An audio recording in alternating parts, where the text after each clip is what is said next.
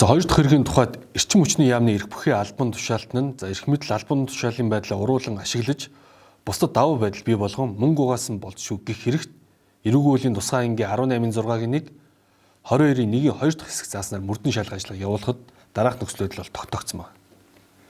За зам тээврийн яамны төрийн нарийн бичгийн дарга Б насан тогтмол эрчим хүчний яамд газрын даргаар ажиллаж байхдаа нэр бүхий аж ахуй нэгжээс ирүүлсэн Баян Хонгор аймгийн шин жинс цумын нутаг дэвсгэрт баригдах уул уурхаан баяжуулах үйлдвэрийн захиргааны хангамжийн техникийн нөхцөл олгуулах хүсэлтийг бол 2023 оны 11-р сарын 16-ны өдөр буюу тухайн аж ахуй нэгжийн хүсэлт ирүүлсэн өдөр нь техникийн нөхцөлийг нь бол баталсан байдаг.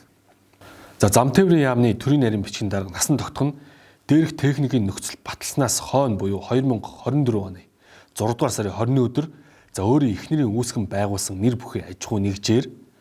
ган голтой хөнгөн цагаан дамжуулагч утас нийлүүлэх нийтдээ 5.5 тэрбум төгрөгийн өртөгтэй гэрээг байгуулж өөртөө давуу байдал бий болгосон нөхцөл байдал бол тогтоогдсон байгаа. За ингээд прокурорын зөвшөөрлийн дагуу мөрдөн шалгах нийслэгийн ажиллагаа бол зохион байгуулсан. За нийслэгийн ажиллагааг зохион байгуулахад насан тогтохын гэрээс болон түүний хамаарал бүхий этгээдийн гэрээс их хэмжээний валют буюу нийтдээ Монгол төгрөгөөр 350 орчим сая төгрөг нийслэгээр бол хураагдсан байна. За ингээд дээрх мөнгөний их үүсвэрийг тогтоохоор мөрдөн шалгах ажиллагаа бол шуурхай зохион байгуулад байна. За уг хэрэгт холбогдуулан одоогийн байдлаар 2 хүнийг саатуулсан байна.